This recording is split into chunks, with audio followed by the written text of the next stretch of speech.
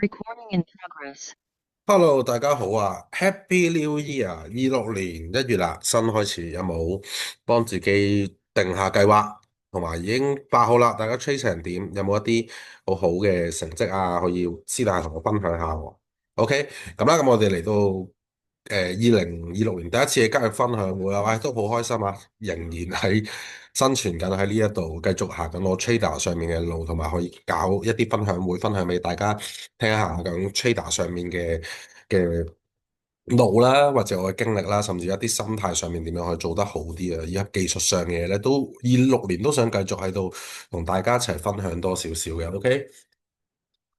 都希望啦，即係大家有做 trade 嘅朋友仔啊，都可以喺 trader 條路上面行得好順利啲，好唔好？唔一定要全職 trader，我成日覺得全職 trader 只不過係我自己選擇嘅一個職業，咁但係有好多人可能佢哋喂唔係喎，我即係對自己份工好有興趣嘅，咁其實都可以 keep 住嘅，因為其實 trading 呢條路係好多方向可以行，唔一定要諗到話一嚟就要全職嗰啲先。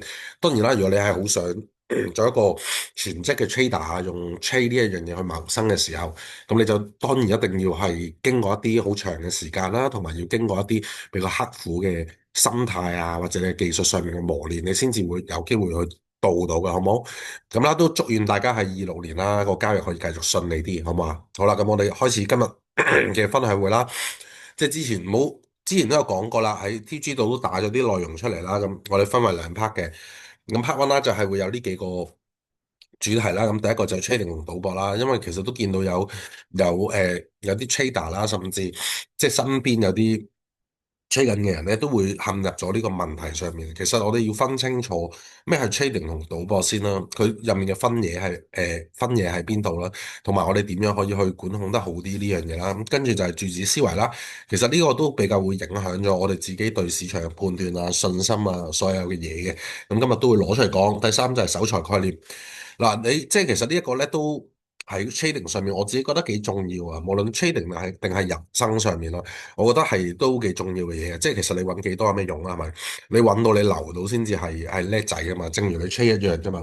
你一 trade 我當你賺10萬美金咁又點啊？係咪咁？但你下一 trade 你輸翻出去咧，或者你連續10 trade 輸翻出去咧，咁點搞啊？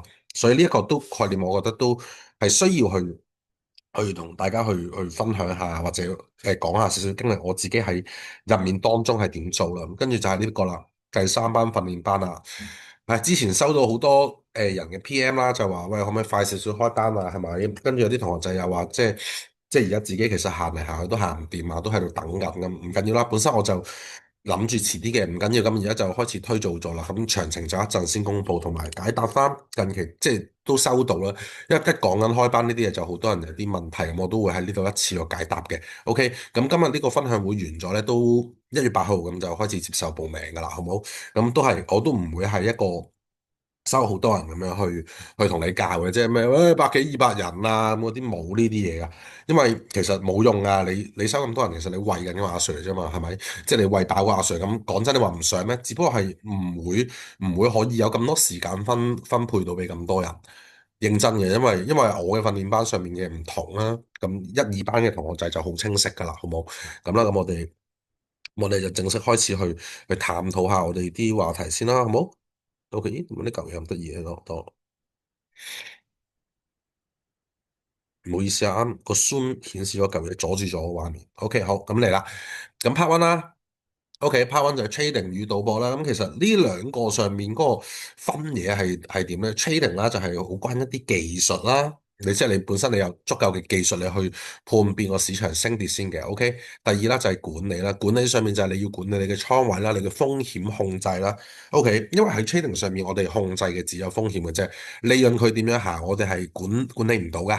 即係我哋唔可能可以管理到嗰個利潤。哇！我一入咗佢要飛100蚊金俾我，冇呢啲嘅。呢個我哋要去管理嘅就係我哋嘅倉位啦，管理我哋嘅風險啦，同時亦都要管理我哋嘅心理。我哋心理咧係屬於會係冷靜啲㗎，即係會靜候多啲㗎。但係賭博上面咧，你會發覺係一個完全唔同嘅概念啊。因為賭博其實你有啲咩啫？有啲人覺得佢賭博上面哇好勁啊！嗱，好坦白講，你問我咧，有冇見過一啲人係即係純粹係 trading，唔係 sorry，純粹係喺賭博上面揾食咧？我同你講，我係有嘅。即係我都有見過嘅，好坦白講，我係好有見過啦，就係、真係純粹一個職業嘅賭徒咁，佢都賭得好犀利，但其實佢後面去到已經叫做脫離咗賭博，脫離咗賭博，因為佢好多嘢佢都係有程式啊，有嘢去幫佢去做嘅，但絕對唔會係同你講你喺個。即係絕對唔會係你同我講話，你係去澳門啊，同人打撲克啊，甚至去打嗰啲即係打下大細啊，玩下百家樂啊，玩下廿一點，跟住你同我講你可以喺賭博度揾到食。喺我眼中呢件事咧，基本上係即係你都唔使同我講，係冇乜可能發生到，最後你都會輸，因為其實賭博佢靠緊嘅就係衝動啦，同埋運氣呢兩個，我覺得係同賭博係連接得好勁嘅。而喺賭博上面，佢比較難啲就係、你即係你點樣可以冷靜你嘅賭博咧？我又真係少啲見喎，係咪？即係我有一個朋友啦，即係我都可以講多少少。我有一個朋友咧，佢就好得意嘅，咁佢唔係 trader 嚟嘅，佢唔係做一啲 trading 嘅嘢嘅。咁佢每個月咧，佢都會攞2萬蚊嘅港紙啦，就去澳門度就同佢賭一賭。咁佢係純粹釋放下嘅賭性嘅啫，因為佢自己份工可能都有啲揾到唔開心啦。佢每個月佢淨係會攞2萬蚊。咁佢過去咧，佢就過澳門咧，就係過一次嘅啫。OK，佢就過一次澳門去玩下佢自己中意玩嘅嘢啦，可能廿一點咁樣，佢比較中意玩廿一點嘅。咁佢嗰2萬蚊咧，就算贏咗或者輸咗咧，佢都係完噶啦，佢都係完噶啦。咁佢亦都有個 target 俾自己嘅，就係攞到喺個賭博上邊啦，即係佢去到嘅時候，佢我總之賺到我今個旅程嘅旅費多一半啦，或即係大概可能佢2萬蚊賺1萬蚊咁樣，佢就算噶啦，幾多鋪佢都走啦。佢呢個咧，我都覺得佢係一個比較自律冷靜嘅人嚟嘅。但係咧，其實去到賭博上面啦，你每一個人。你衝到入去賭博上面咧，我覺得你個自控能力係會比較難嘅。即係正如我自己咁樣，我自己就唔係好賭啊，我自己係好少賭嘅。你話純娛樂去到澳門冇問題，即係你話喂攞啲錢出嚟去玩冇問題。呢樣我覺得係可以嘅，但係其實你要將呢兩件事分開咯。好多人佢哋就係當咗 trading 係一個24小時嘅線上賭場咁樣。你衝入去就撳掣，衝入去就撳掣，你完全冇冷靜，你用緊嘅就係賭博嘅呢一樣嘢，衝動同運氣。咁嘅時候你可以覺得個 trading 上面你會可以點咧？你冇認真去分析嗰件事咯，你冇用過你識嘅技術啦，你冇管控你嘅風險啦，尤其是嗱，今日去到後面嗰 part 會有嘅。會有嘅，我都會即係喺琴日啦，都做咗啲嘢啦。咁其實我就想一段時間去俾大家睇下，會會發生啲咩事咁樣。咁但係呢個就後面先講啦。但係其實咧喺呢個面對緊呢件事嘅時候，trading 啊，只要你個倉位越細，即係唔係講緊你入倉，係你個本金越細嘅時候咧，你就越容易陷入呢個賭博嘅味道。因為係你眼中你覺得哇，我可能我入咗幾百蚊、1000蚊、2000蚊入去嘅時候，你會覺得哇，我輸咗冇嘢啊。當你如果連輸咗兩三車嘅時候咧，後面你就會跳啊。Sorry。點跳法咧？你就會係完全冇晒你嘅風險控制啦，你就將你嘅倉位推倉就抌咗落去。其實嗰刻 trading 已經唔係再係你心入面存在咗咯，喺你心入面存在係咩？係賭博咯。你好想個倉位快啲翻到嚟，好想追到數，呢一個就係會陷入咗一個賭博嘅陷阱。咁但係我自己啦，嗱喺我自己上面咧，呢啲情況我都有喺新手嘅時間經歷過嘅。但其實去到而家嘅我啦，或者之後慢慢成長嘅我咧，我就會發覺咗完全唔同咯。我自己本身個人咧，我就好遠離賭博嘅。嗱，好坦白同你講，你話買下六合彩嗰啲咧，我會嘅，我真係會嘅，好似10蚊、20蚊啊、幾十蚊啊咁樣。咁我好多喎，咁因為呢啲一中我拗好大噶嘛，係嘛？咁樣咯，咁就即係我都會去做呢啲嘢嘅。即係有時無聊啊，篤兩場馬都會嘅，但係我係會控制得自己比較好嘅，我係完全可以將兩件事分開。喺你 trader 上面呢件事上面咧，我想你分清楚嘅兩件事就係 trading 同賭博。第二就係你係咪一個可以管控到自己賭博心理嘅人？如果你可以將兩件事完全劃開，你喺入面你去得閒賭下咧，我覺得冇問題嘅。即係正如我之前我同我屋企人啦，就去咗澳門玩咁樣，咁跟住我就同我阿媽咪啦，咁之後就話行過啲賭場、啲商場，咁我好吸引噶嘛，係咪嗰陣？咁我身上就冇乜 cash 嘅，我阿媽又冇乜 cash 咁樣啦，跟住我哋就入去玩啦。本身咧我哋都唔係諗住入去玩咧，純粹話冇水飲咁，賭場有免費水啊嘛，就係諗住入去攞支水啦。咁嗰支水好似攞咗15分鐘到啦，咁我出到嚟就已經好似跌咗7000幾蚊。咁原來嗰支水都幾貴，7000幾蚊。咁但係我去到嘅時候，我係冇乜心情去追佢啊，去同佢繼續沉淪落去，因為我淨係知道我而家呢刻嘅動作我做緊啲乜。我入到嚟，我純粹可能你當我振興下澳門嘅經濟咧，因為本身我澳門人啦。第二就係我覺得咁，你有時去到嘅話，咁幾千蚊啊，或者1萬蚊，你去純粹去釋放你賭性又好，或者你去娛樂下，我都覺得係唔錯嘅。咁入面仲有啲錢係我媽咪輸㗎啦，我都我俾啲本你去追啦咁樣。咁但係最後兩個都係好貴咁樣，用咗15至20分鐘就拎咗一支水出嚟。咁即係嗰支水就係我人生差唔多最貴嘅水啦，就係7000幾蚊啦。我自己跟住我加埋我媽咪就可能萬幾蚊咁樣。咁嗰支水咁好得意啊呢件事。咁咯，咁但係你要即係大家都希望你都要記住，你賭博就賭博。如果你係一個本身賭緊嘅人啦，我會建議你去諗一諗，你真係想行 trading 嘅時候，你會唔會將賭博呢件事搣甩咗佢先？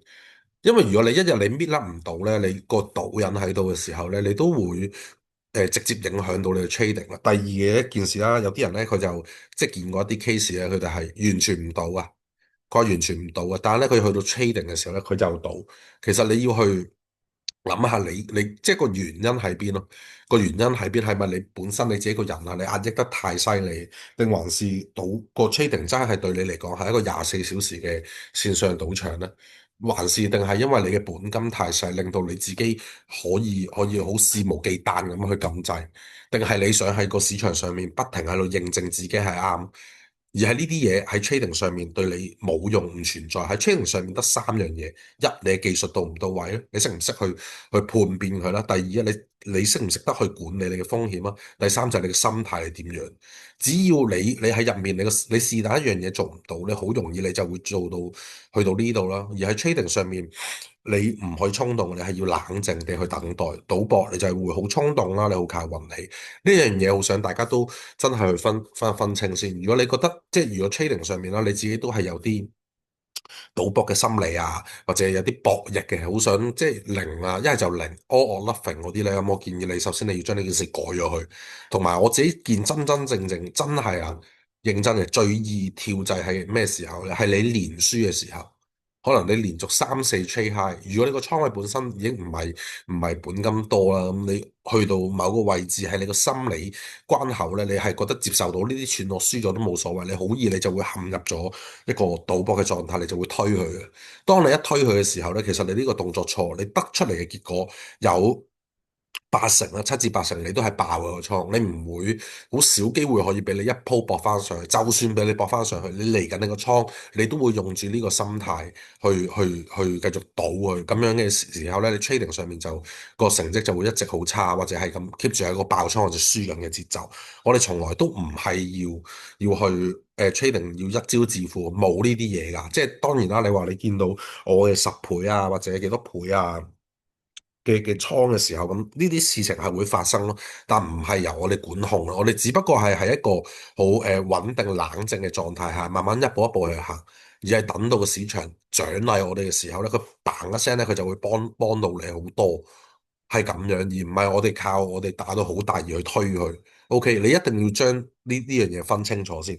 第一步，我覺得你心理上面就係要將賭博同 trading 要分得好開啊！如果你覺得你即係分唔開嘅，我建議你自己靜靜地揾個時間坐低，諗下你係咪真係適合 trading，甚至你係咪真係可以為 trading 放棄賭博呢一樣嘢？我覺得係幾緊要嘅。同時啦，有啲人同我講，哇，我真係唔得喎，完全放棄唔到嘅時候咧，咁我就自己會建議一啲方法啦。我話其實 trading 同你嘅人生啦，或者你自己嘅有啲嘢啦，你知唔知你今日你為 trading 賠上緊係乜嘢咧？即係有啲人話我冇啊，我冇負擔啊，我為 trading 賠上緊時間啦。但係嗰陣嘅我咧，我係為 trading 我賠上緊我嘅家庭啊。如果我喺嗰度我要收皮啦，或者即係我要跳掣要賭嘅話啦，我會可能係我屋企人都生活唔到啊，我冇錢啊。咁其實只要你咁將你一樣嘢最重要嘅嘢擺上個天秤度稱，你就應該會克制到自己啦。even 呢件事你要係一個負責任嘅人。但如果你話你係完全冇責任感啊，你個膊頭 A 字膊有乜嘢你都要卸走佢嗰啲咧，其實你嗰個天秤用唔到。但係我嗰陣我係好認真地去諗，就係 trading、賭博、家庭三樣嘢咯。即係你問我，我冇跳過掣咩？我一定有。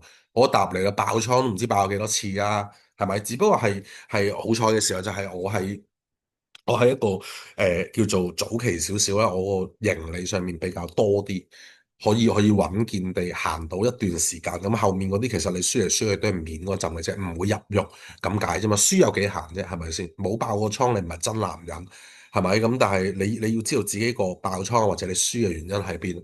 但係喺你未成熟嘅時候咧，呢啲係一定會必然發生嘅，必然發生嘅，唔好睇到佢咁大啊。但係我覺得最重要嘅就係你今日嘅你啊，你要將 trading 賭博同埋你一樣好重要嘅嘢擺上去天秤度啊！我當初擺咗上去嘅時候，我喺 trading 就冇賭過，因為我覺得如果我喺 trading 繼續賭落去，我唔會有一個好結果。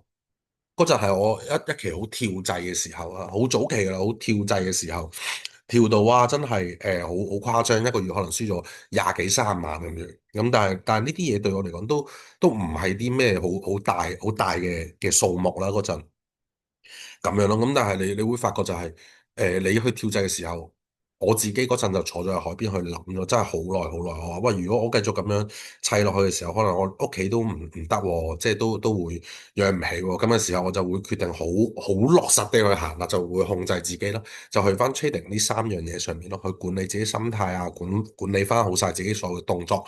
風險輸咗嘅時候點啊唞咯，做咩啊？係咪先唔俾輸咩？概率遊戲嚟啫嘛，係咪？只不過我哋係嗰套喺個市場上面個勝算比較高少少咁解嘅啫。咁我咪停咯。但係過程上面都幾辛苦，你要去搣甩我，好似用咗1個星期定2個星期左右啦。咁但係嗰個時間就係好快就會形成咗一個習慣，就係我唔會再去賭錢，因為一樣嘢我要做一個負責任嘅人，為我人生又好啦，或者為個家庭又好啦。要做一個負責任嘅人，咁你就一定要將你嘅賭性喺 trading 度搣除。但如果你話你唔係嘅，本身個人係冇乜責任感噶，你係即係乜春你都射博嘅咧，咁其實你係稱唔到呢件事。所以如果你真係好想喺 trading 上面，唔用一個賭博嘅狀態去同佢玩嘅時候咧，你俾啲責任感自己先，俾一啲重要啲嘢你去同 trading 可以衡量到嘅。咁你覺得即係我嗰陣我淨係諗啫嘛，我控制自己穩定辛苦啲啊，定係我要見到即係借自己嘅屋企人冇飯開辛苦啲啊？咁我係完全唔想見到屋企人冇飯開啊嘛，係咪？咁我咪控制自己咯。咁啫嘛，咁你咪嘗試下將一件你自己心入面好重嘅，你擺上去稱啦，係咪？有啲人未必夠，可能冇細路仔嘅，可能你單身嘅，咁你有父母啦啩？咁你父母都冇嘅時候，咁你都仲有啲嘢你會稱啊？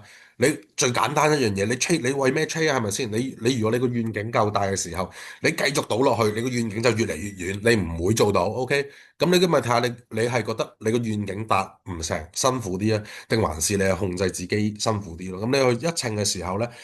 你就會好啲啊，所以記得要將 trading 同賭博分開少少，唔好將佢兩件事黐得太埋。但係你問我佢哋trading 同賭博係咪好近似？我覺得係，我覺得係近似，只不過我哋係有技術地去 trading，OK，而係我哋做足咗呢三樣嘢嘅時候咧，你係冷靜啲嘅時候咧，你就會踏入翻呢一步，OK，同呢邊説不係咪啊？賭錢等於賭錢落海啊！電視都有賣啦，大家去諗清楚，究竟今日嘅你喺呢一度，即係喺個 trading 上面，你究竟仲想行得有幾遠，行得有幾耐咧？呢一樣嘢會係好啲嘅。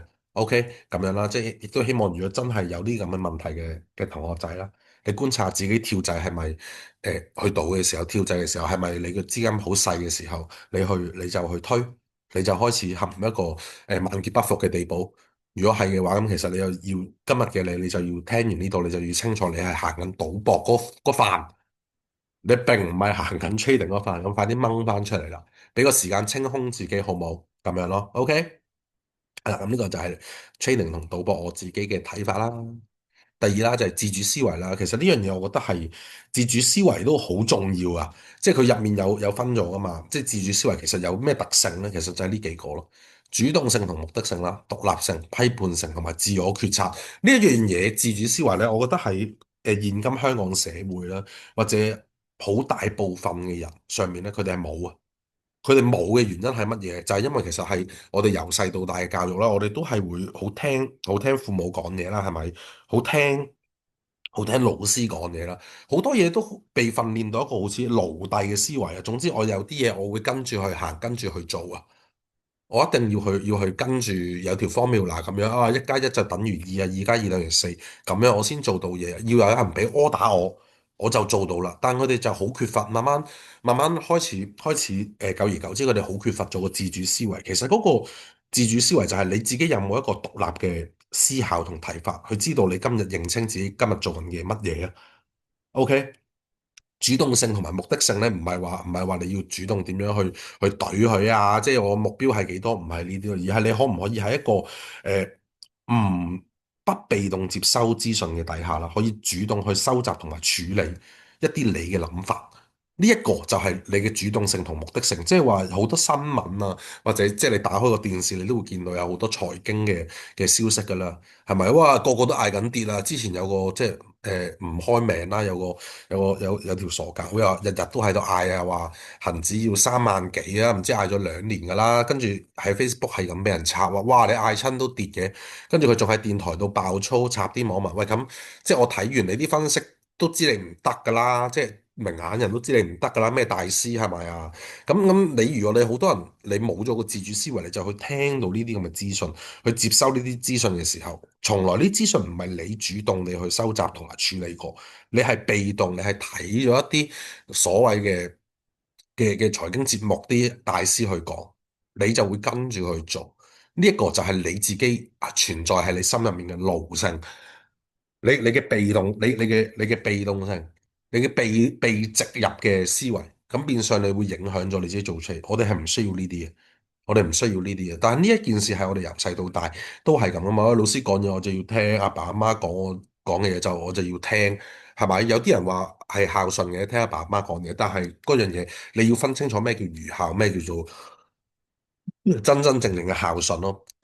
好無疑嘅係啦，阿爸阿媽講嘅嘢咧，其實十居其九都係為我哋好，但係一樣嘢係個時代唔同咗，佢哋嘅嗰一代啦，或者舊式嘅教育，佢哋嗰一代啦。佢哋一定係完全地咧，去覺得就我總之好勤力啦，揾份工安安穩穩啦，最好你入政府係咪？係咪？即係你每個月住即係有啲每個月啊，你都固定份糧啊，2、3萬蚊啊，住間公屋咁咪得咯。佢哋會係呢啲諗法，覺得最緊要就係搞掂個家庭，冇乜咁大煩惱，平安度過。平安係我面好重要，但係我自己由細到大嘅諗法啦，我都冇呢啲嘢，所以我細個係比較反叛啲嘅。反叛啲啊，而係我自己，我認為我都係一個孝順嘅人，因為我對佢哋啦，我都會係有錢冇錢都好啦，我都會盡量睇下我可唔可以照顧到佢哋啊，或者多啲陪伴俾佢哋。呢一個我覺得我自己唔係一個愚孝，但係我覺得好多人愚孝嘅時候就係因為佢阿爸阿媽佢講咗好多嘅説話就係你一定要穩穩定定啊，你個人。你個人一定就係嗱，你勤力啲讀書啊，你讀到大學出嚟咧你就發達噶啦。屌我心諗，sorry，嘥氣啦！有幾多個讀到大學發達？你叫佢企出嚟同我講，冇，基本上好少，除非你讀啲好專業嗰啲。如果唔係，你喺個社會上面，你都係一個朝九晚五嘅打工仔啫嘛，係咪？但係你會見到咧，你身邊嘅同學咧，有啲可能比較反叛啲啊，甚至佢唔係好讀到書，好似我哋呢啲咁嘅廢柴咧，佢唔知點解咧，佢突然之間佢一日佢會冒起咗，可能佢成為咗個老闆。個原因就係因為佢由細到大，佢都係開始自己個骨子裏啊，佢有啲反向啊，同某啲人有啲反向。如果你今日都係咁嘅時候咧，我覺得係一件好事，因為你係好類近一個自主思維嘅喺呢個社會上面啦，你一個自主思維嘅人咧係比較難啲嘅，領袖永遠都好少，老闆好少，好多都係普遍上面有8、9成都係打緊工。呢一個就係我哋喺 trading 上面，我覺得係好需要嘅嘢咯。如果你可以不被動咁樣接收資訊咯，你可以主動性去求學啦，去求真啦，去有你自己嘅思維嘅時候，你唔會俾任何説話影響咧，你會好啲啊。第二就係獨立性啦，就係擺脱外部嘅影響啦。咩追求事實嘅本質啦？咩叫做擺脱外部嘅影響咧？即係你外間嘅好多聲音啦，係咪？即係個個都吹噓，又或者金又要升到5000幾6000啊，跟住有啲上年已經嗌緊啦，係咪？咁你今年先到，咁中間係咪唔使做啊？唔係噶嘛，係咪？我哋而家行緊一個投機嘅市場嚟噶嘛。呢樣嘢咯，所以其實你哋應該要有個獨立性喺度。第三就係個批判性啦，即係你要透過一啲你自己質疑一件事分析嘅資訊，形成咗你自己嘅見解先。即係我哋成日質疑嘅係乜嘢？喺 trading 上面，我哋唔係質疑自己嘅決定，而係我哋會永遠都會有兩套嘢喺個腦度，兩套嘢喺個腦度。個腦就係哇，佢升會點升，佢跌會點跌。如果我好偏向地，即係可能有啲未成型嘅 trader，我好偏執地想做佢升嘅時候，咁我咪等到一啲真係好升嘅樣去出嚟咯。但係我會唔會我 make decision 之前，我一定會經過一啲質疑，唔係喎，佢可能真係可能跌落嚟嘅時候，佢會可能破咗呢個位，佢話真係會跌落去喎，有機會係咁樣。而係當我分析晒所有市場嘅資訊之後，我去 make 呢個 decision 嘅時候，咁我就會形成咗我自己比較獨特嘅見解，對個市場嘅理解上面，以致我自己嘅 trade 就可能會比人快一步啦，甚至會會啲 R 大啲啦，咁樣，因為我已經前面已經做到啦嘛，我從來都唔會去聽呢啲咁嘅嘢啊，即係你話同我講有個 trader 好勁都好啊，唉，你唔好同我傾，我成日都講咯，即係有啲人會覺得我好串噶嘛，之前唔係串啊，真係嘅，其實你就係要有呢個咁嘅主動性同獨立性喺度啫嘛，如果你都冇。咁你永遠聽人講係咪個個嗌揸咧？咁你係咁揸佢啊？個個嗌沽你係咁沽佢啊？咁其實你做咩 trader 啫？你跟單得啦係嘛？最後就係呢個自我抉擇咯。自我抉擇啦，就係你即係你 make 咗個 decision 之後啦，你要懂得為自己負責。既然你係自己選擇嘅，呢個決策係你自己做嘅，你要懂得為自己負責，接受呢個結果，好欣然地接受呢個結果。呢一個就係自主思維入面最重要嘅嘢。佢同奴隸嘅思維或者一啲被動嘅思維係好唔同噶。但係當你有一日你真係可以做到呢幾樣嘢嘅時候咧，我覺得會喺你 training 上面咧，你都會係唔錯嘅。當然你話啦，由細到大真係要去改變。如果你係一個好墨守成規嘅人咧，你之後你要去變到一個自主思維咧，係比較難嘅。但係有冇方法咧？係有啊，係有即係我自己覺得呢件事係有冇方法去培養咧？係有啊。即係尤其是第一啦，就係啦，你要接觸多啲唔同背景嘅人啦。如果你覺得嗰個人係有一啲自主思維嘅，佢係真係已經係你眼中啊，你都覺得佢喂都 OK 嘅人啦，咁你就去主動接觸下佢，你了解下佢，接觸多啲佢，你了解下佢嘅觀點睇法，咁樣你會好啲啊。但如果你都係好盲從自己咁樣，你身邊圍起嘅全部都係嗰啲九五人啦，即係朝九晚五嘅人啦，日日同你講唔使搞咁多嘢噶，係咪？日日唔使搞咁多嘢噶，你淨係喺度。即係打工得㗎啦，咁啊，熬住上去加人工嗰2萬幾啦，咁係咪啊？結埋婚可以申請公屋啦，咁跟住咪 OK 咯咁樣。咁如果你要選擇喺呢啲圈子上面去行嘅，都唔係一件錯事。你會有一個比較安穩嘅生活，但係你亦都係你安穩嘅時候，你 enjoy 佢咪得咯。你就唔好走去突然之間你就話要跳出嚟，因為你要跳出嚟嘅時候，你真係要深思熟慮啊。因為你身邊人咧十個都會反對你話你弱智啊，肯定係咁噶。呢個世界唔會有一個人佢突然之間讚你會好啊，掂啊，我同你一齊跳啊，好少啊，係咪？所以你就要知道自主思維嘅人係喺呢個現今嘅社會係比較少，同時 trading 上面做到嘅 trader 都係好少部分，而係我自己認識嘅 trader 入面，你係做到 trader 嘅人，其實你個自主思維就已經係好強。已經係冇咗啲咩奴隸思想，亦都唔會俾人去干擾到我哋咁多。呢一個就係喺 trader 上面自主思維嘅重要性。但如果你覺得你今日有啲嘢爭嘅，唔緊要啊，你去嘗試去諗下，可唔可以將自己個心態啊，或者你自己嗰啲管理可以調控到咯。如果你有一日你可以調控到上面咧，你條路你都會行得好少少啊，你都會行得好少少。無論你 trading 定係你嘅人生。一定要有自己嘅諗法，唔好隨波逐流。有時講真啦，邊個嗌出嚟嘅嘢100%中啊？嗌出嚟嗰個都有機會錯噶，真係嘅。就算我嗌嘅單都會有機會錯噶。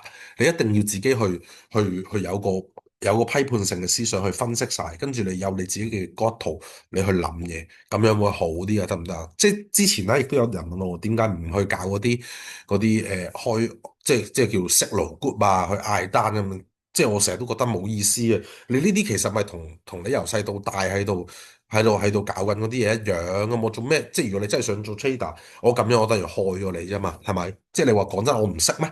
我要開個 Signal group 出嚟，我要嗌單，我要收 VIP 咯，月費。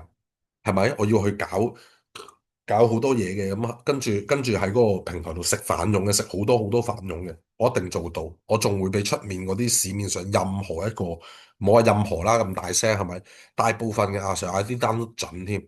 但其實呢一樣嘢對於一啲真係好認真想有一個 trading 嘅人上面有咩用？即係我係諗，我諗唔明嗰個好處喺邊。因為你只不過會訓練到佢哋喺呢啲咁嘅息路 group 啦，或者如果我真係搞出嚟嘅時候，一件事啫，我係想索你錢咯，我係想索你錢咯。哇，咁其實有幾好揾嘅，係咪？係咪？即係你話哇，一個可能收千零兩千蚊一個月咁樣，跟住係咁嗌單㗎嘛，有幾難啫？係咪先？俾位點入，跟住你自己去搞完之後，平台有反佣有收月費，我唔知肥咩？我唔知揾得多咩？我知啊，但點解我唔做啫？因為呢一件事係對任何一個行緊 trading 上面嘅係冇幫助，係冇幫助咯。如果你話之後我再去教你嘅時候，其實冇啊，你都唔會再有心機聽，因為你淨係覺得我成世我淨係靠住一個人咁樣一個 group 咁樣去揾食就得啦。咁你呢啲就係你好想假手於人咯，呢啲咪奴隸思維咯。只不過佢會不斷去訓練緊你，繼續去沉淪落一個奴隸思維度啫嘛。你永遠你都唔會可以自己獨當一面成為一個 trader，咁樣有咩意思啊？係咪先？我餵魚你食，即係或者你跟緊一個色奴 group 嘅時候，嗰啲人餵緊魚你食，佢餵得幾耐啊？好坦白講，唔好話即係唔好話而家9個息勞谷都係假，十個都係假先啦。就算我真係搞一個出嚟，我真咁又點啫？係咪？咁我會有權死啊嘛？係嘛？即係我突然之間咁，你唔知噶嘛？飛來橫禍，touch wood，聽日咁撞車焦咗咁點啊？咁你點啊？你冇咗噶咯，你已經冇咗個技能咯。咁點解唔去自己去好好地認真去搞自己嗰套出嚟啫？係咪？所以我到而家由我做 trader 嘅時候咧，到我真真正正開始喺個網絡上面出嚟啦，想真係整治下個環境啊，或者真係想吸一啲有心嘅 trader 過嚟啊，或者真係有啲智慧嘅 trader 過嚟嘅時候咧，我都係從來都冇諗過搞嗰啲息路 group，因為對所有嘅息路 group 呢樣嘢，對所有嘅 trader，我同你講係百害而無一利。O.K. 有一利嘅，嗰個利嗰個咧就係利緊搞息路 group 嗰條友，因為你做緊嘅每一張單佢都有錢收㗎，係咪？咁佢唔使炒啦，佢炒咩啫？係咪先？咁佢都係一直都係被餵養嗰個啊嘛。咁你一直餵養佢嗰啲人又覺得即係唔甘心咁樣。你自己問啦，我真係見過10個 trader 10個跟息路 group 嘅，最後都一定係爆倉。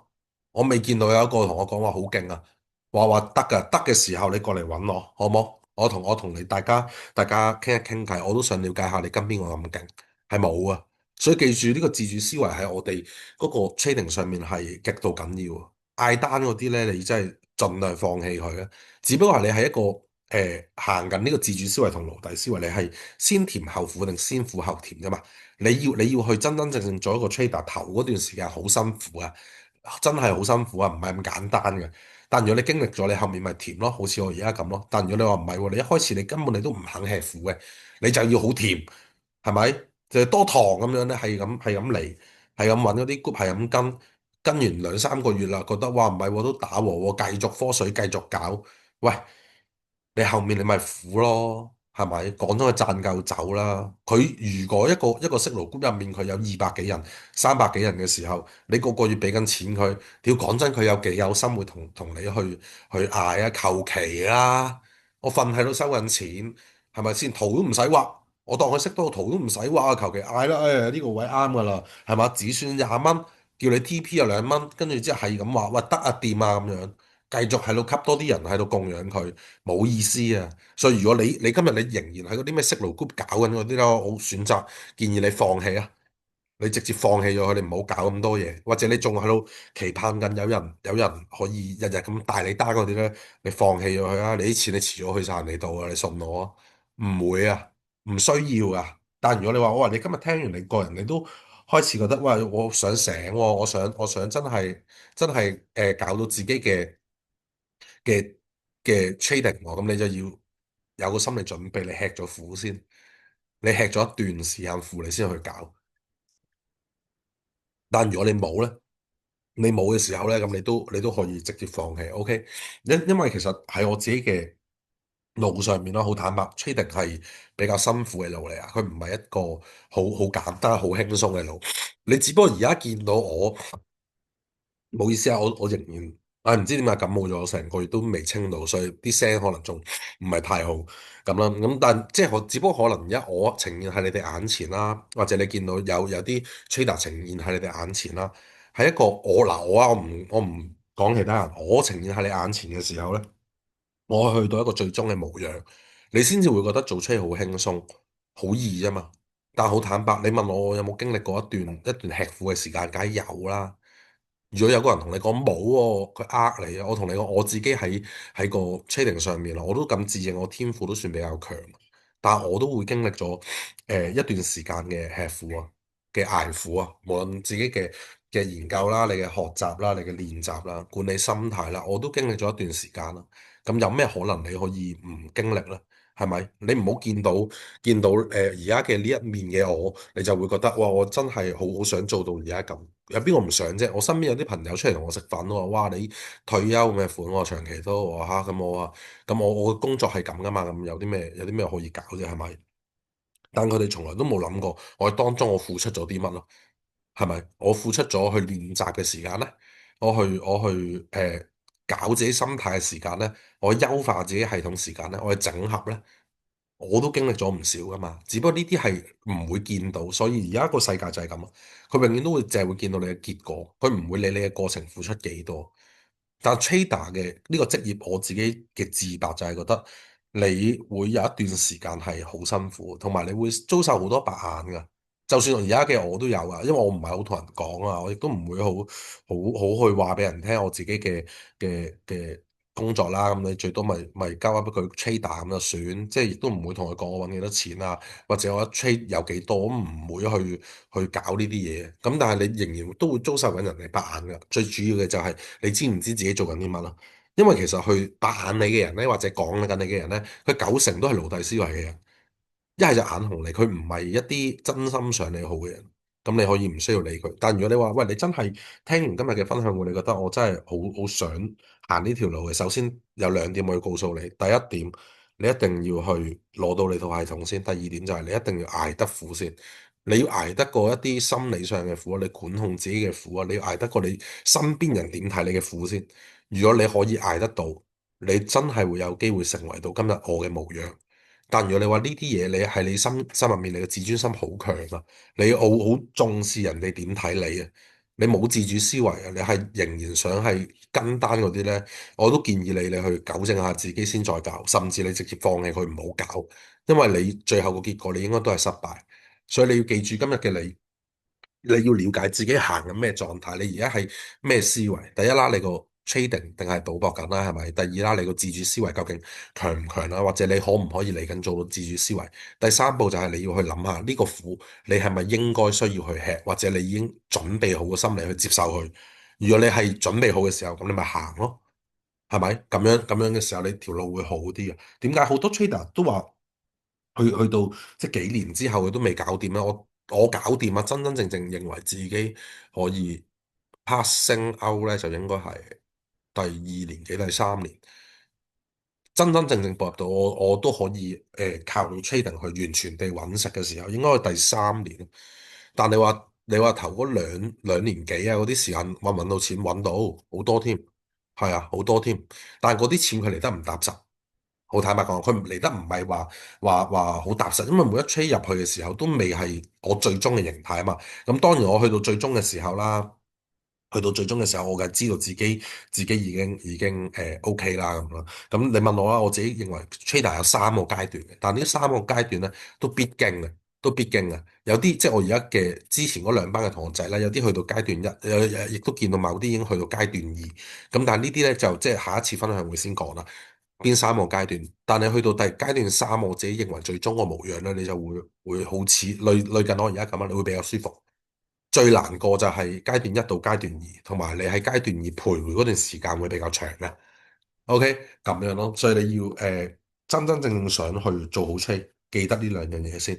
其餘嘅我哋睇下下個月分享會再會去同大家講下，即係 trading 嘅有邊三個階段，你自己今日行緊邊度，一睇你就會知啊。咁你就知道喺當刻嘅我應該做啲乜嘢去解決，好冇？咁咯。第三啦就係守財概念啦。喂，呢樣嘢咧就係我覺得係個人生啦，甚至嗰個 trading 上面都係幾緊要啊，或者好類近㗎。因為咧，其實你哋嗱，我簡單啲啊問一句先，而家你哋啦，你哋去學緊，你哋去學啦，你哋去學 trading 又好啦，或者你哋去投資嘢，其實你想點先？你係好想話我揾好多錢噶嘛？係咪？有好多人佢哋就係好想揾好多錢噶嘛？你學啲技術嘅時候，其實咧所有技術咧佢都係教緊你點樣去攻緊個市場嘅。佢都係教緊你點樣去出手啊，去 attack 佢啊，去攻擊佢。但係守財嘅概念或者你去穩守嘅概念咧，好多人佢哋都唔會去諗啊，未曾經去諗過呢件事，就係穩健管理。何謂穩健管理？喺我哋嘅人生上面穩健管理咧，就係透過即係透過啦，sorry。透過啦，我哋自己可能做一啲定期啊，或者做一啲買一啲 product 啊，去將自己嘅錢 lock 住啊，而係佢有啲增長俾你嘅，嗰啲叫做穩健嘅管理啦。但係喺個 trading 上面其實都一樣，你面對緊你嘅硬 c 嘅時候，你自己嗰個戶口上面，哦，我可能我有500蚊美金喺入面喎，其實你要諗嘅時候，我點樣將佢一步一步慢慢打上去？你當佢一開始好慢地係一啲定期啊嗰啲咁嘅息口先啦，可能你一日打到五個 percent，即係都可以透露少少嘅。我自己嘅課程上面，我淨係叫佢哋一開始我話你，總之你每日打夠5%你收皮，你唔好再睇佢，你用時間去做你應該做嘅嘢。但好多人都做唔到啊！好坦白同你講，好多人佢都未必會做到。個原因就係因為你仍然喺度供緊個市場啦，但如果你可以好穩健咁樣管理佢咧，你諗下個複式效應可以有幾大先？第一下你一定要將呢個概念灌輸咗入去先，你唔好諗住你一兩日同佢分生死啊！喂，講真，一陣我俾你睇，你就會知啊！你即係我都會試過咩一日 double 啊，一日 triple 啊嗰啲咁嘅嘢試過，但係嗰啲唔係長期會噶嘛。但如果你個諗法，你永遠你都唔係守嘅，你仍然喺度不斷喺度攻佢嘅時候。咁點搞啫？係咪先？咁你好快你攻下，你就會攻到你個眼卡都冇埋噶啦。咁你有咩意思啊？所以我哋一定要穩健啲管理先，好冇？跟住啦，第二就係克制你嘅貪婪啦。克制你嘅貪婪就係你自己對嗰個錢財上面嘅貪婪啊。你自己對錢財上面嘅貪婪，或者你對嗰個增長上面嘅貪婪啊。其實好坦白講，我唔理你用幾多分鐘圖啊，你即係你話你咁叻嘅，你1分鐘圖你同我 Zoom 連線，我同你打，係咪？我睇下你有幾叻。我自己喺入面啊，都唔敢，即係我唔係好集中精神，或者唔係好好強嘅，好強。你有啲目標去追，我係完全唔係好搞啊。嗰啲咁嘅細圖，但你當你個圖越縮越細嘅時候咧，你就知道你嘅貪婪已經出咗嚟。好坦白講啊，我自己做得最舒服，新手一定係15分鐘圖。好多人都話噶嘛，即係唔知有冇人聽過啦。15分鐘圖啊，就係神一樣嘅領域啊，因為佢入面佢包含咗好多嘅趨勢啦，亦都有趨勢啦，有嘅防守位啦，好靚啦，甚至佢嘅時間性或者利潤都好足夠。啲人成日話15分鐘係神的領域啊嘛，咁樣。咁咯，所以其實你唔好要克制埋自己嘅貪婪，跟住啦你要建立紀律，就係啱啱我講噶啦，即係都有分享咗少少。你每日或者你每 trade 上面你打到幾多 percent 你就走，你風險用幾多，你建立到呢一個紀律，運用智慧，運用你自己嘅智慧，即係你嘅智慧除咗係講緊你嘅技術之外啦，第二咧就係咧唔好貪小失大啊，唔好貪小失大。咩叫唔好貪小失大啊？你可能你見到市場，其實佢每一刻喐緊都可能係一個機會。可能你見到嗰個機會上面，你諗得係好遠啦。只不過可能佢行咗2、3蚊，佢就反轉咁樣，黃金咁啦，係咪？係咁反轉咁嘅時候，你要好識得運用你嘅系統同智慧。如果你喺上面呢幾樣嘢做到嘅時候，你就會好啲咯。喺 trading 嘅市場啦，尤其是 CFD 啊，即係而家大家都係炒 CFD 啊，期貨呢啲市場上面啊，所以我自己覺得啦，佢係一個佈滿風險嘅市場。喺我衝入去嘅時候咧，我從來冇諗過，嗰個車會發到有幾遠啊，去到邊啊？當然啦，你問我 TP1嗰啲會唔會望都會，但我只不過係我將我嘅系統下面嘅嘢，我重複化去做啫嘛，我重複化去做啫嘛，我唔係要我嘅 trade 100% 中，我只不過喺我嘅當勝率喺我呢，即係傾向於我呢邊嘅時候，我運用緊我嘅系統喺嗰個勝率入面去攞緊一個屬於我哋自己嘅利潤啫嘛，而並唔係我會不停供佢咯。好多人佢哋就係咁，我哋開 trading view 好冇？即係好多人都係咁啊！嗱，即係好似咁啦，喂，我開5分鐘圖係咪？跟住咧佢話哇，咁我而家係咪揸佢啊？咁樣咯，即係啲咩啊 UJ 咁樣。跟住咧佢哋就會咁樣諗咯，呢度揸佢，跟住我手呢度，跟住望咧就望呢度啦，望個頂先。你咁樣咧你就真係，我俾你中啊，我俾你啲 trade 中啊，你中咗幾多 trade 啫？好快你就會出晒事啊！個原因係乜嘢？個原因就係因為你自己都唔係。即係你唔係你系統下嘅嘢咯，咁你話喂唔係我等佢落翻嚟呢啲位咁先揸得唔得？得，你中意啊，係咪？如果係你嘅系統下，你覺得係咁嘅咪係咁咯。OK，唔好去搞咁多嘢，你要好懂得做好呢個守財概念先。你記住喺一個布滿風險嘅市場上面咧，你繼續喺入面喺度進取去轟佢去攻佢啊，去追逐嗰啲利潤咧係冇意思嘅。你只不過係一個風高浪急嘅情況下嚟到滑浪。你畫得好唔好就睇你技術啦，但如果你本身你技術都未有嘅，係咪先？你仲係搞緊嗰啲咩 FVG 嗰啲嘢嘅，咁你輸都好正常，好坦白同你講，係咪？所以記住，我哋要將成個心態由攻轉守先，諗守唔諗攻，唔好下下都諗住轟佢啊！呢度升嗰度跌，唔關你事啊！其實有啲嘢，而係我見過最好，即係最唔好嘅心態係點咧？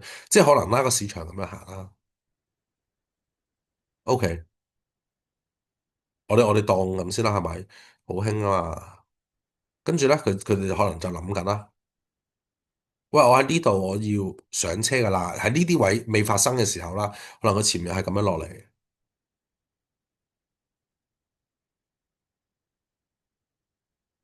OK，咁樣落嚟，跟住咧佢就有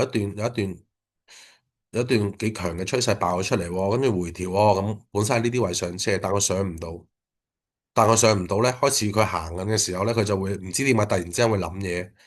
喂，掂啦！嗱呢度咧，仲有啲咁嘅嘢上嚟喎。OK，唔諗啦，我喺呢一度咧，我沽翻佢落嚟先，即係可能行到一半咯，我沽翻落嚟先，沽到落嚟呢一度，我先再揸佢上去。啊！突然之間佢哋會咁樣諗嘢啊，但當咁樣諗嘢嘅時候咧，其實你就已經冇啊，你唔係應該等緊下一隻嘅上車揸嘅咩？點解你突然之間你會去做沽佢嘅？係咪？除非佢上面又係到晒位嘅啫。如果唔係你點解會可以喺呢度又諗沽翻佢落嚟又揸翻上去咧？原因就係呢樣嘢啫嘛。你貪婪咯，你貪婪咯，你克制唔到你貪婪咯，你冇紀律咯，係咪？你等下佢得啦。如果佢真係喺你系統下，你等下佢得啦。你搞咁多嘢做咩啊？係咪？你明明睇緊升嘅，做咩要沽佢啊？你又唔係一個話已經好成熟，去到多空思維都搞得掂嘅人，咁你點解要咁做咧？係咪？呢一樣嘢你應該要諗清楚。如果你都有經歷過嘅時候，其實你就應該要去諗一諗，你係咪太剛你個人？你冇咗個守財概念喺你身上。但如果你有咗守財概念身上咧，你會發覺你好多嘢都唔同嘅。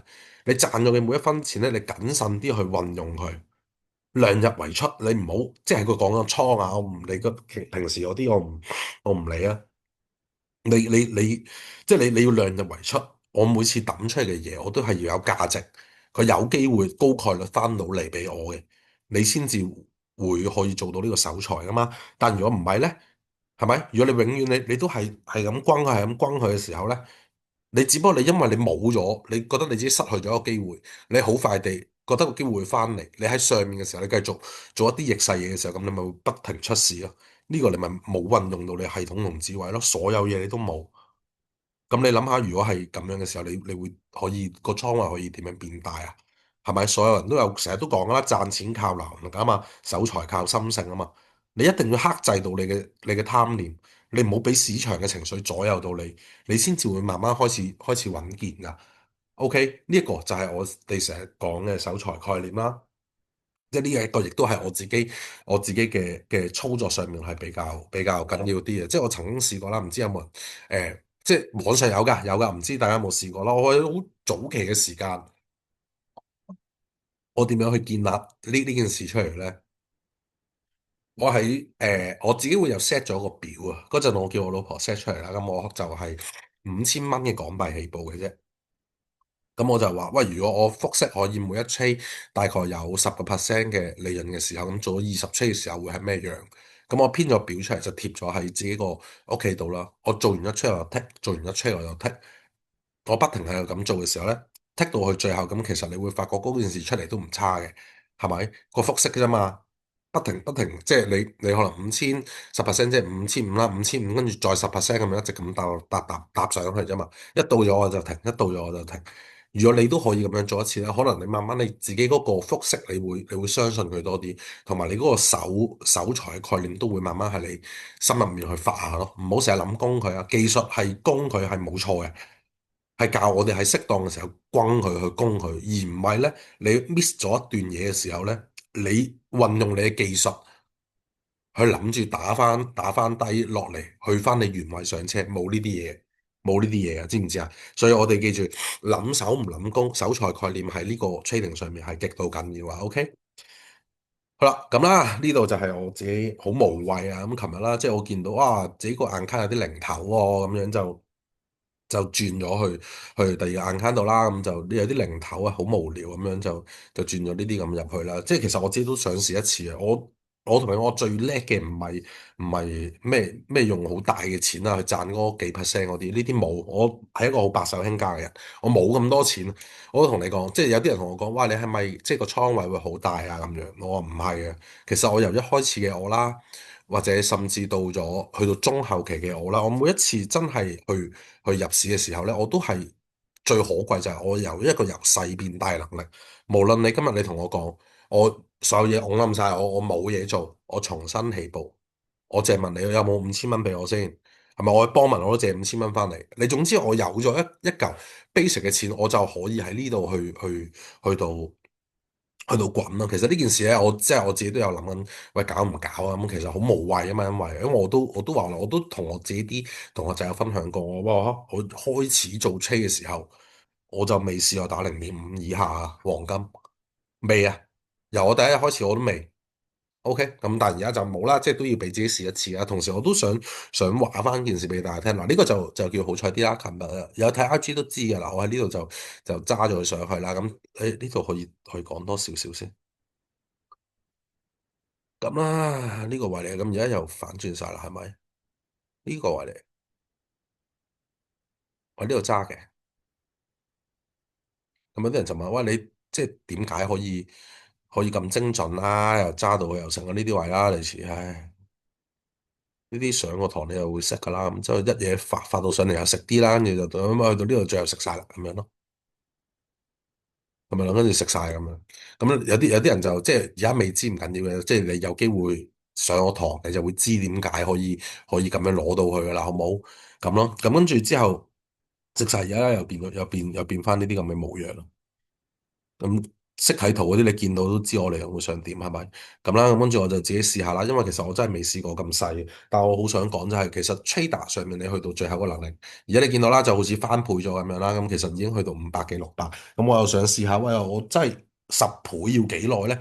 如果有一日我真係咁 touch，我得翻呢一個咁嘅本金，即係呢度係咪2000蚊啊？都冇啦，2000蚊港紙，我可以變成點樣咧？呢一個亦都係我自己想去認證自己咧。有時好無聊嘅時候就會搞啲咁嘅嘢，跟住亦都係想即係可能會拍條片啦，即係睇住個眼卡點樣去變啊、變大啊、變到最後會點樣，即係都可能會整條片出嚟，就係想鼓勵下一啲 trader、一啲行緊嘅朋友仔。其實你要喺個 trading 上面，你要做到成績或者你要揾到食，其實喺我眼中，我覺得唔係好難嘅呢件事。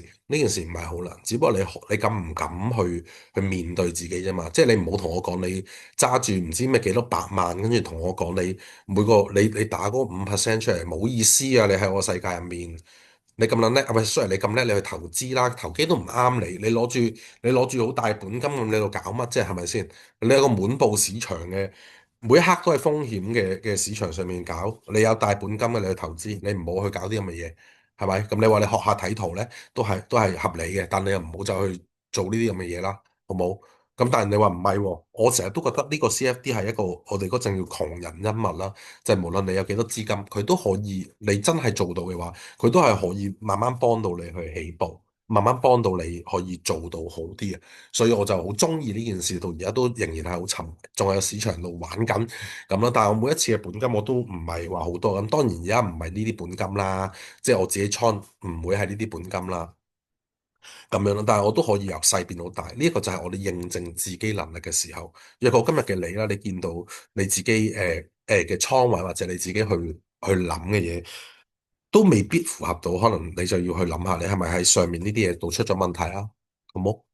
咁係一日嘅啫，呢度係琴日搞啊，琴日朝早屎忽痕，跟住見到哇有幾百蚊喎，究竟我都想睇下自己係咪真係仲有能力可以好快10倍到，或者我真係要做到10倍有幾耐呢個時間？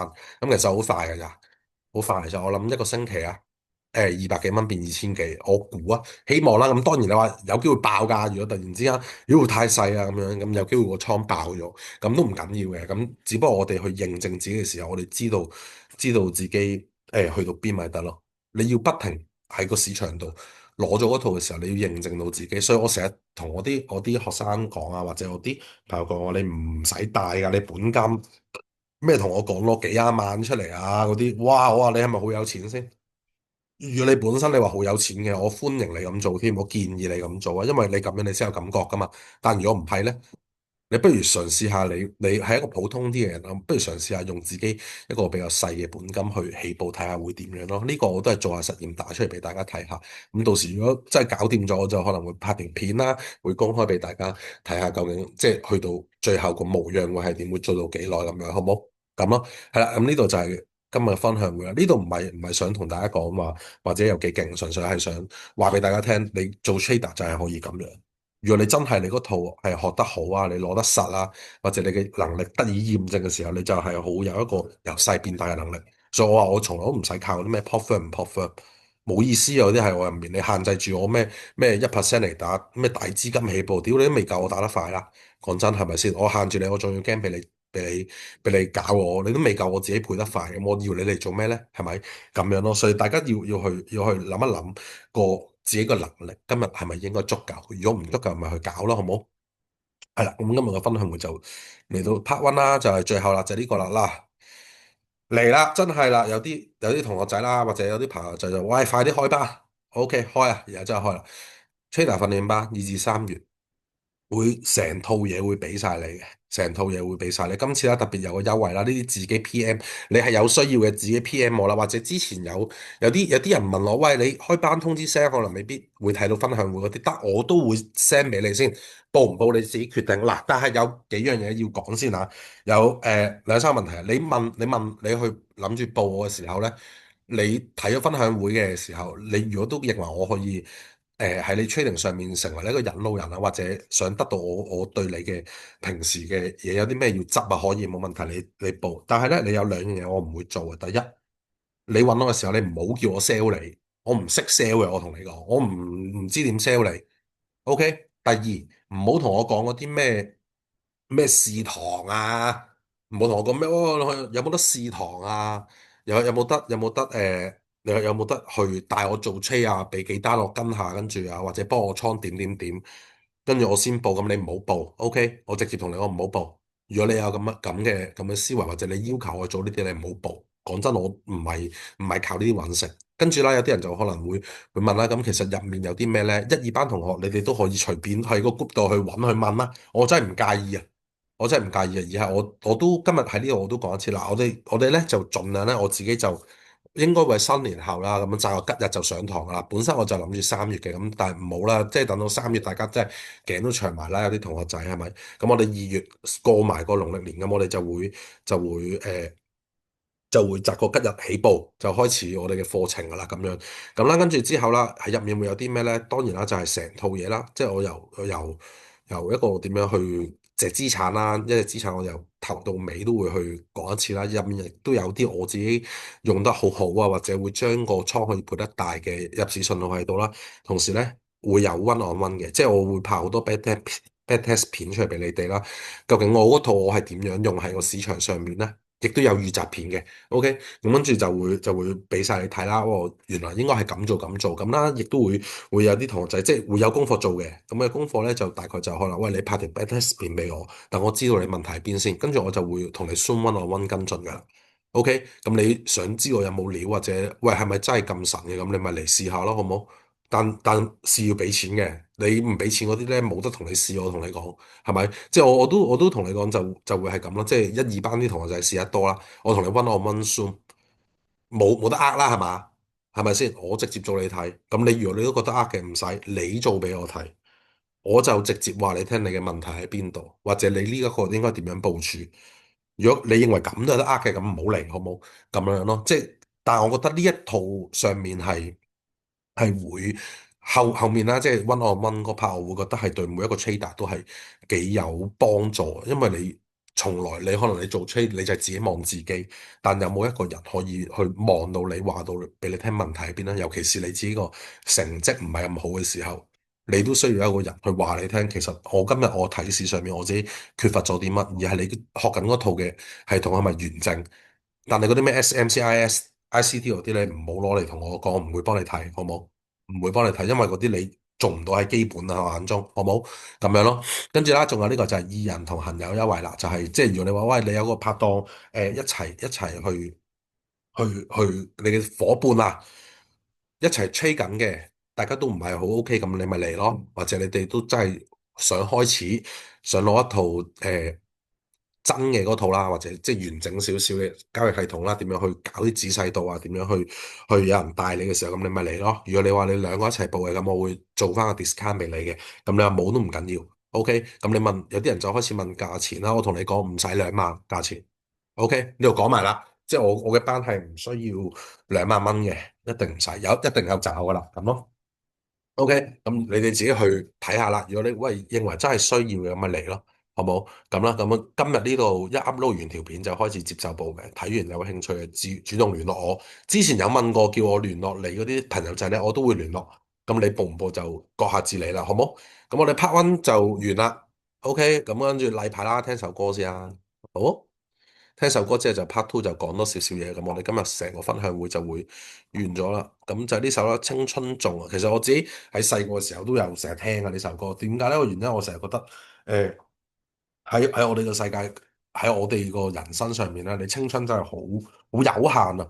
但如果既然我哋自己決定咗做一件事，點解我唔去付出晒我最大嘅努力去做好咧？呢首歌都俾咗好多鼓勵我啊！呢個係一個保險嘅朋友仔介紹我聽啊，我嗰陣係好耐噶啦，已經佢做保險嘅，因為入面有一句咩趁後生多簽一些賬單啊嘛，咁佢就係咁做保險，係咁簽單，咁最後但係佢都係個保險行業離開咗，失敗咗。咁個原因點解啊？咁就即係唔解構咁多啦。但係我自己聽落都幾有感受，就係因為其實我哋好時間就有限咯。但如果你係一個有限嘅時間，我哋點樣先可以為自己人生可以衝一次，去攞到自己嘅事業，攞到自己想見嘅嗰個畫面，其實就係靠我哋自己個你敢唔敢行，同埋你有冇 ready，同埋你有冇一個好有火啊去做呢件事。而呢首歌會帶到好多火俾我。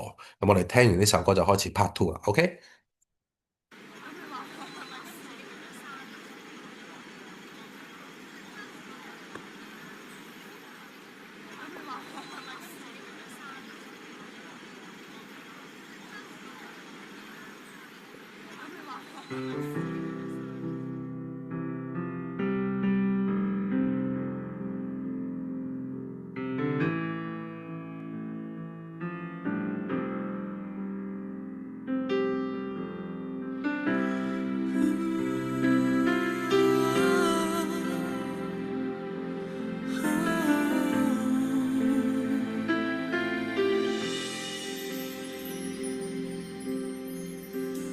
若然現時士氣高昂，即管放肆任性。當你感到無力軟弱，切記不怪宿命。若然做人未算聰明，更要賣力亡命。還未要負責之際，切記盡興。誰亦會隨年變老，懂得童年多好，等不到來年變老，才懷念那種悠然腳步。來吧親，毫無控訴，快識穿沿途的污糟。這段少年時間既然昂貴，大好青春要盡好。記住要共最美的人分享每個夜晚，別忘掉原是靠堅持醫好每個傷患。幾時有力挺起胸膛，即管好好作反，無懼雨水沾濕兩眼。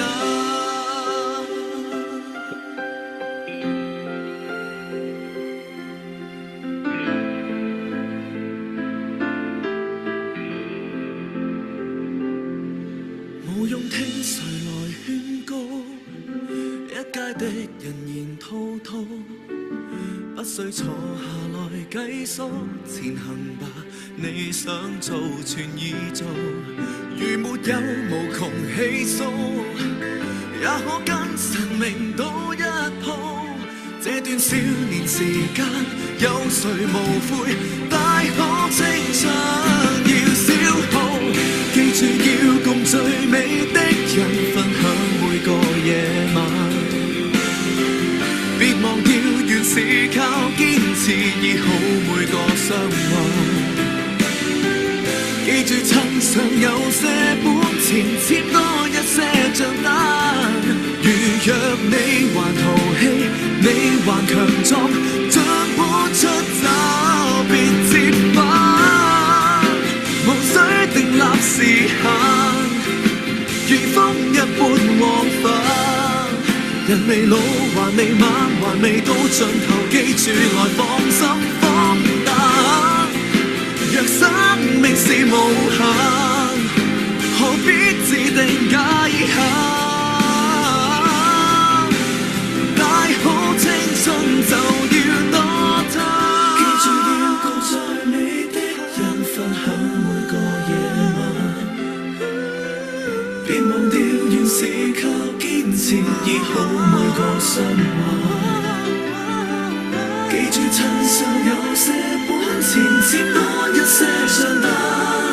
如若你還淘氣，你還強壯，盡管出走別折返。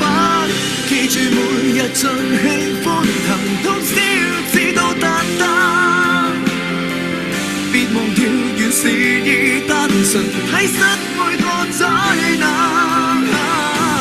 既是有力挺起胸膛，即管好好作反，無懼雨水沾濕兩眼。年月燦爛。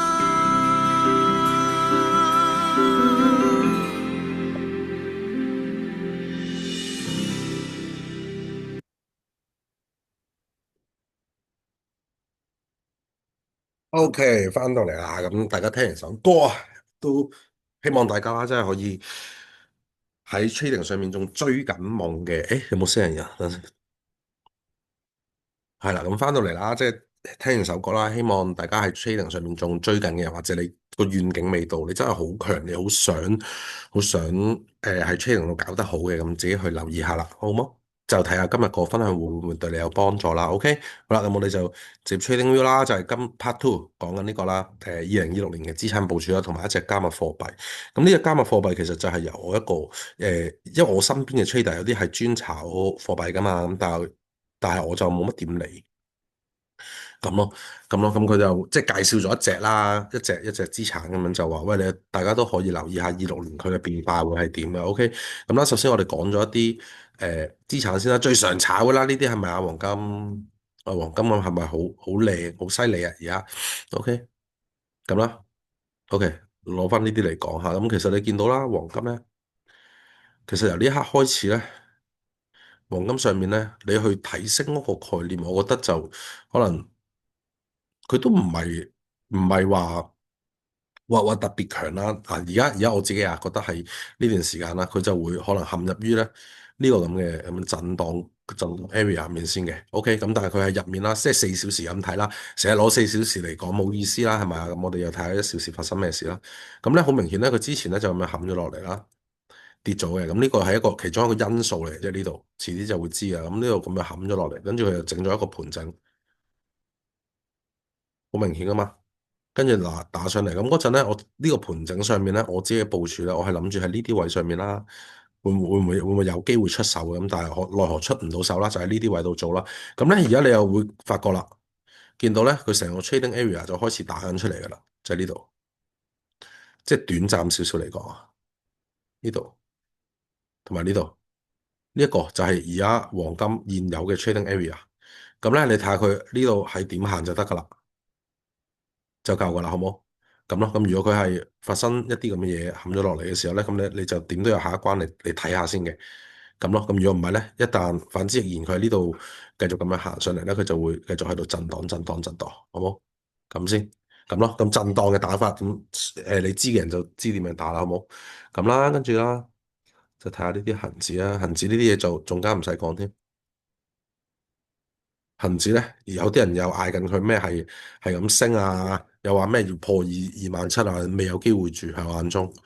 暫時咧，佢仲係一啲呢啲嘢嚟嘅。但我自己覺得啊，即係我自己覺得你話喂喺邊度咁邊度揸，即係你好想上車嘅時候咧，邊度揸先合理啊？我自己就睇24,500附近啦。呢啲位睇下會唔會有機會可以咁樣，之後再出下手。即係可能呢啲啊，係啦，呢啲位啦，類似睇下會唔會有機會先至出下手打翻嚟，但你都唔好諗住佢會變到咁先，即係呢個係純粹我自己嘅預估嚟嘅啫。咁佢到時佢發生啲咩事就會做啲咩啦，咁樣咯，好冇？咁啦，咁你話喺一短線嘅操作上面啊，你話我騎住呢度，騎住呢段升勢咁樣做上去得唔得啊？得，但係你要即係短打為主咯，唔好去諗咁多嘢咯。始終佢都係唔係一啲話爆得好靚嘅嘢嚟啦，好冇？跟住咧，好多人關顧啊，關顧呢啲咁嘅 NAS 呢啲嘢啦，係咪？咁咧呢度好明顯噶，4小時啦。呢度咧之前整咗個頭部啦，跟住係咁噴落去啦，好冇？噴完落去啦，跟住佢又咁搞啦，咁搞完嘅時候，你咪要去注意下佢，即係嚟緊會發生啲咩事咯。跟住呢度又係震盪咯，咁咯。跟住如果佢可行嘅，咁可能變到咁樣，就 boom 咁樣嘣一段落嚟，落到呢啲位啊，甚至呢啲位，跟住先至再咁樣繼續搞震盪都仲得，好冇？咁呢三隻資產我自己覺得可以留意下嘅。咁如果你話喂，即係因為今次唔係直播咧，我唔知道大家有啲咩睇緊啊。Bitcoin 睇下有冇啲咩機會？Bitcoin 呢度啦，即係之前有留意我 page 都見到啦，我喺呢啲位我都有上咗車嘅，呢啲位啊，係咪？死啦！喺邊度位上我唔記得咗，呢啲嚟啦，好似呢啲啊，類似啦咁樣，跟住又上車啦，咁之後就坐，但係我都自己都已經剔晒噶啦，即係去到呢啲咁，我就即係剔咗好多啊，跟住已經留都冇留啊，整多個少少費事留嚟做乜啫？係咪咁樣咯？咁咯，咁跟住你而家你就好明顯啦，個分水嶺就喺呢度，而家成個分水嶺就喺呢度，跟住咧佢呢度咧又好似係一啲類似盤整嘅樣貌喎，咁佢開咗落嚟，佢會唔會有機會再深一格咧？即係佢係有機會係咁樣嘅。咁樣跟住落翻嚟呢啲位先再諗嘢啦，咁咯。咁但係你話喂，如果唔係喎，佢一旦，即係我哋成日都話啊嘛，你個批判性啊嘛，你要去透過你自己質疑自己去點啊嘛。但如果唔係喎，佢一旦係可以咁樣嘅時候，咁可能佢又會挑戰翻上面，繼續喺呢度做一個震盪。呢個就係我哋自己做 trader 上面一個思維上面嗰個發展咯。咁你只要知道晒佢有啲咁嘅嘢可以走嘅時候，當佢冇乜咁大變數嘅時候，你就理應該會出手啦，係咪？你就理應會識得出手啦，係咪？跟住 GJ 啦，GJ 咧之前做嘅 trade 上面就咁樣啦，誒而家冚晒落嚟啦，咁我呢個位做，嗱呢啲又係真係好技術嘅，但係就一定知啊，你同學仔你睇過我呢條 trade 嗰啲一二班嗰啲都知點解我喺呢度入到去噶啦，OK，當下就咁樣嘅。咁噴咗落嚟呢度咧，我都食得好多咯，已經食晒咁滯，咁咯。OK，咁而家佢又飛落嚟，又繼續等佢發展咯，好冇？冇啊冇啊，呢隻太窒啦。咁但係你好明顯地咧，你見到咧呢屆係成屆嘅震盪局啦。爆落嚟之後咁樣滲落嚟啦，而係你去到呢啲位嘅時候，你就應該會開始有啲嘢去諗下噶啦，睇下會唔會有一啲咁樣咯，係咪？喂，上翻嚟呢度先，跟住睇下佢究竟係頂頂咯，定還是佢咁樣破上嚟，之後再上一格，咁樣去部署，你會好啲。OK，咁但如果反之亦然咧，喺呢度咁樣定一定咧，咁可能佢又會落翻嚟深啲嘅地方先，咁樣咯。OK。好清晰啦，係嘛？即係呢嘅資產，大家都可以嚟緊留意下佢發展會係點啦。好啦，咁跟住啦，就係有一隻呢隻 SOL 啊，USDT 呢隻唔知咩嘅其實，因為我唔係好玩加密貨幣嘅，咁但係咧佢嗰陣我係年頭1月2號咁，我同我自己嗰班嘅同學仔都有講啦，唔係1、2班我都有分享過呢隻嘅，咁嗰刻啦。嗰刻我仲喺大陸，跟住咧收到個朋友，喂，你嗱今年留意下呢只啦咁樣。咁當刻佢呢度啊，1月2號、1月1號、2號啊，呢啲位嚟嘅好似係啦，呢啲位1、2幾啊咁樣。跟住我就話喂，佢都似喎，佢講完之後我就去睇下啦，即係我就去睇下佢發生咩事啦。咁喺我嘅系統下咧，嗰就係呢啲位嚟，好似幾時啊？唔記得咗。係啦，呢啲啊，呢啲類似呢啲位嚟嘅，1月1號、2號嗰啲位，我就同我哋講話，喂，可能即係我自己睇完圖表，我都覺得佢有一波會升上去喎，咁樣跟住前幾日仲喺度問佢哋，有冇上車啊？跟住有啲人話冇啊，都係上咗 Bitcoin 啫喎，冇話哦，咁都 OK 啦。咁原因就係因為佢呢度啦，都係一個比較強悍嘅盤整啦，係咪？啲盤靜養啦，跟住佢咁樣之後就係啲嗰啲嘢啦，冇乜特別嘅啫，係咪？啱啱好啦。786有成啦，咁跟住佢咪開始肥咯，咁咪肥一段上去咯。嗱，佢哋嗌啫，我話唔知啊，因為我咧就係覺得我當刻見到係機會，而家咧佢就係入翻咗呢個震盪局，即係佢都未係爆得好遠嘅時候咧，咁大家都可以去留意下，會唔會有機會可能真係即係呢只可以上下車咁樣咯，咁佢回低啲啊，甚至係到呢啲位啊咁樣。但呢啲咧你就一定係要一個坐貨嘅概念，你就唔好走去搞咁多嘢。你又唔好喺度短打，跟住又話，得啦，而家你個話個盤整喺呢度，我炒到上嚟呢度，跟住呢度又沽翻落嚟，跟住呢度先上車。呢啲咧你就係中晒我哋今日個分享會講嘅嘢噶啦，就係完全唔得噶啦，明唔明白？咁樣咯，咁你好好地等下佢啦，但會有機會啦。佢哋睇咧就講到好癲啊！嗰個朋友就話：喂，300件啊！佢話。即係佢就咁講嘅，但呢啲咧都係嗱，我同你講純粹全部我以上講嘅嘢啊，全部唔涉及投資建議，只不過我係純粹喺個圖表上面咧見到好似都個機會都好似存在，攞出嚟同大家分享下嘅啫。但呢個我哋呢啲咧，Bitcoin 通常佢之前嗌出嚟嘅嘢咧，我都唔係用一個即係炒嘅概念，我都係用坐嘅概念，所以用啲圖會比較大啊。咁樣咯。咁如果佢真係去到300，都應該有啲肉食下啩，冇300咁誇啦，好唔好啊？咁都好啊，咁都即係呢啲 area 先啦，都1比幾啊，都會可以坐下嘅，即係我自己個覺得係個感官係咁樣咯，咁咯，暫時都係 OK 咁咯。咁你話喂，佢點樣先為之清晰啲啊？咁你咪睇下關呢啲咁嘅位置咯，係咪？咁佢爆開咗，佢就會 OK 清晰噶啦。如果佢唔係假嘅，咁即係真啦。咁佢咪會向下一關挑戰咯，即係我啱啱畫嗰啲位置咯，呢啲 area 咁樣咯，咁樣去打住先咯，好冇？係咁樣，係呢啲啊，呢度係。明唔明白？咁咯，呢隻就係26年佢自己俾我哋啲自己朋友啦，就講嘅嗌咗呢隻出嚟，咁大家都自己有留意開加密貨幣嘅都可以留意下啦，好冇？好啦，咁今日分享會到呢度啦，咁一陣 upload 完條片，大家睇完就開始報名，好冇？好，唔該晒，拜拜。